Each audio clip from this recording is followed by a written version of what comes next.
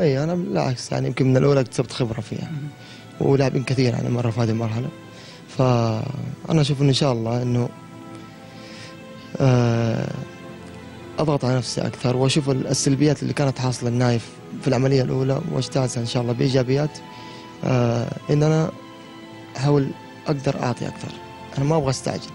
انا والله لو بيدي بكره العب مع نادي الشباب ولو برجل، لانهم ناس والله اداره من ابو الوليد لجماهير صراحه يستاهلوا كل خير. تأهيل وين بيكون؟ في فرنسا؟ والله هو الان شهرين في النادي مع دكتور كريم ابو ولاء، وبعدين يعني الفكره ان شاء الله ما بين فرنسا والمانيا ان شاء الله.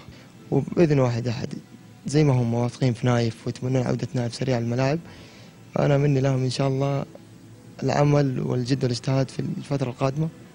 وقلت لك انا عملي بدا من اليوم بعد العمليه، ويبدا خلاص ان شاء الله نادي الشباب وخدمه الكره السعوديه ان شاء الله. لكن في اخبار تقول انه نايف ينوي الاعتزال، هذه طبعا من حديثك ممكن تبين لنا مدى صحتها؟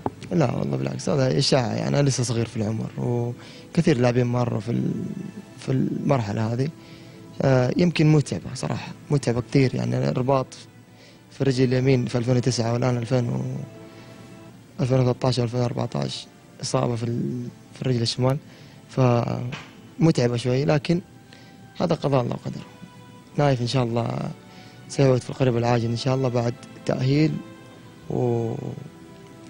ودعم من الجميع وضغط على نفسي. انا يعني انا اشتغل على نفسي اكثر. شوف انا مهيئ نفسي للموسم القادم، لانه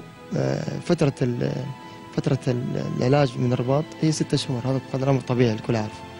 لكن ان الله كتب وارتحت اكثر وشفت نفسي جاهز ان شاء الله واعطاني الضوء الاخضر اعاده نادي الشباب، انا بالعكس انا يعني لخدمه نادي الشباب. والله انا بالعكس انا فرحه نادي الشباب، فرحه الجماهير وابو الوليد خاصه وادارته. انا هذه والله تكفيني. برنامج اكشنها مع الاستاذ وليد الفراج واتمنى له التوفيق. شكرا لك. وليد هو نكهه خاصه يعني بالكره السعوديه. كيف نكهه خاصه؟ اكشنها نكهه خاصه والله بالكره السعوديه.